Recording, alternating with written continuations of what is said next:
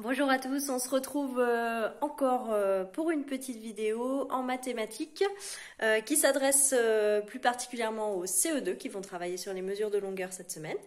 Alors je vous propose de revoir un petit peu quelles sont les mesures de longueur que l'on utilise le plus souvent, pour mesurer quoi, comment on mesure et comment on utilise le tableau de conversion qui va nous servir à transformer par exemple des mètres en millimètres, des kilomètres en mètres, etc. Alors comme d'habitude, système D, puisqu'on est en confinement pour la présentation des choses et le matériel. Je vous montre mon installation du jour. Voilà, alors le tableau de conversion que j'ai refait, je vais vous expliquer. Et puis un mètre de couturière, qui va nous permettre de regarder un petit peu plus précisément ce que sont les millimètres, les centimètres et les mètres. Voilà. Alors, les principales mesures que l'on est amené quand même à utiliser dans notre vie quotidienne, ce sont les millimètres, que vous avez ici, les centimètres, les mètres et les kilomètres. Plus rarement, on va utiliser les hectomètres, les décamètres et les décimètres. On verra tout à l'heure un petit peu mieux ce que ça représente. Dans le tableau de conversion, ils sont classés du plus grand au plus petit.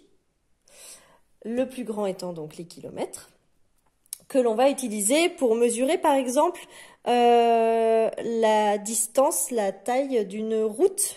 D'accord, on peut dire entre Chirin-en-Montreuil et Vouillers, il y a 2 km.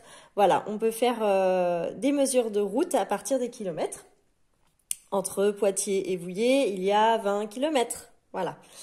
Ensuite, on a les mètres. Alors, les mètres sont donc plus petits que les kilomètres. On va les utiliser pour mesurer, par exemple, la taille d'une maison. On va dire qu'une maison a une hauteur de 3, 4, 5 mètres selon la hauteur. Pour se mesurer, nous aussi, quand vous allez chez le médecin, vous mesurez votre taille, le médecin vous donne une taille en mètres et en centimètres. Les centimètres, plus petite valeur, donc plus petite mesure, qui peut nous permettre de mesurer la taille d'un crayon, par exemple, ou d'une règle. Quand vos règles, on vous dit une règle de 20 ou de 30 cm. Et puis, enfin, les millimètres pour mesurer des objets ou des animaux ou des petites choses plus petites qu'un centimètre. Alors, on va quand même se demander à quoi ça ressemble un centimètre, à quoi ça ressemble un millimètre. Alors là, on va regarder plus près le mètre de couturière, qui démarre donc ici au 0, qu'on voit pas là, au 0, et qui va, alors les mètres de couturière font 1,50 m, je crois. Moi, j'ai accroché exactement 1 mètre. Là, je vous montre, je recule un petit peu. Voilà, là où le ruban redescend, c'est qu'on a 1 mètre de distance. L'avantage du mètre de couturière, c'est qu'on voit assez facilement avec les couleurs tous les 10 cm qui sont représentés. Là, ça fait 10 cm, 10 cm, 10 cm, etc. À chaque fois que ça change de couleur, on passe de 10 cm en 10 cm. Je vous laisse compter combien on a de couleurs différentes pour faire 1 mètre. 10, une fois, 2, 3, 4, 5, 6, 7, 8, 9, 10. J'ai donc 10 fois 10 cm, ce qui fait 10 fois 10, 100. Ça veut dire que 1 mètre fait 100 cm. C'est la même chose. 100 cm ou 1 mètre, c'est la même chose. J'ai accroché ici un petit crayon, simplement pour vous montrer comment on mesure un objet. Pour mesurer un objet, on va le placer exactement au niveau du 0. Et on va regarder ce que ça nous indique au bout. D'accord? Évidemment, vous pouvez le faire aussi avec votre règle, ça marche de la même manière. On voit que là, par exemple, le crayon mesure 14 cm. Les nombres que vous avez écrits sur votre règle, ces nombres-là, représentent les centimètres.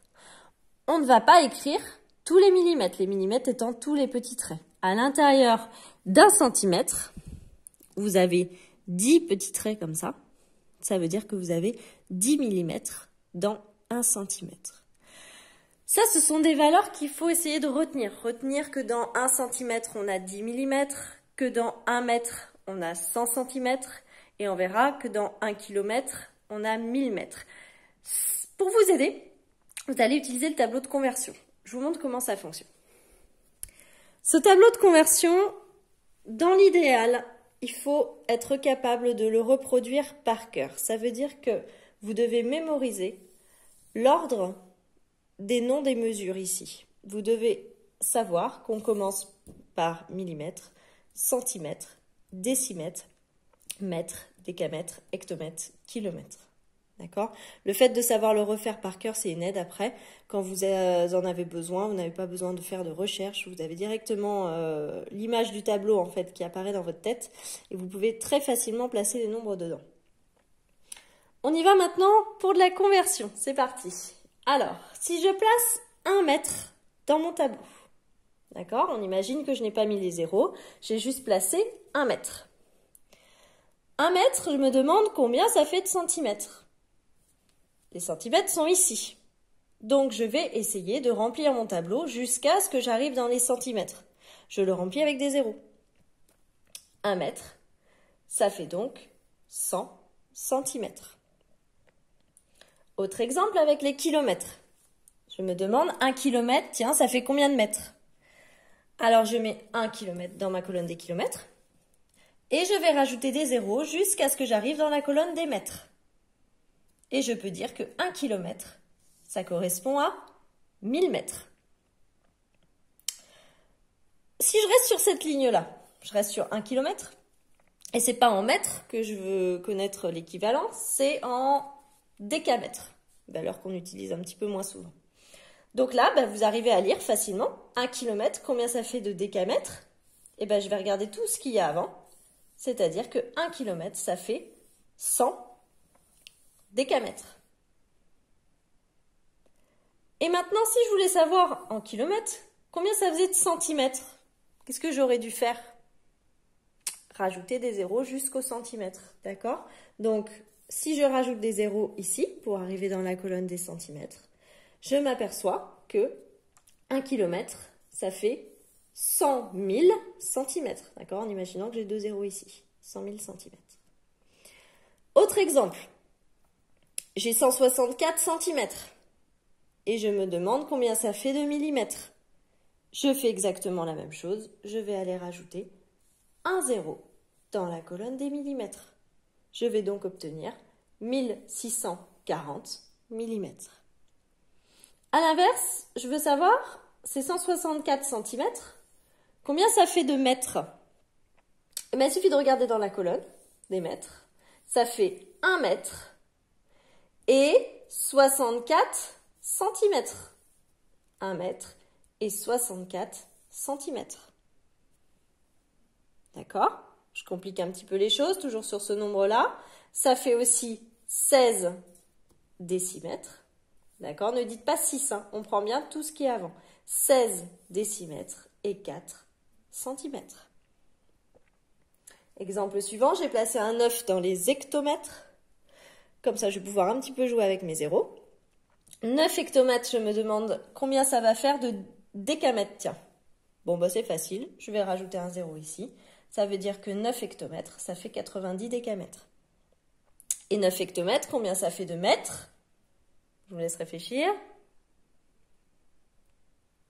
900, très bien, parce qu'on va rajouter les 2 zéros. Et donc, à ce moment-là, on peut dire que 9 hectomètres, ça fait 900 mètres. Voilà. Et je peux rajouter autant de zéros pour aller chercher les valeurs de mes autres colonnes. Voilà, ça, c'est pas un souci.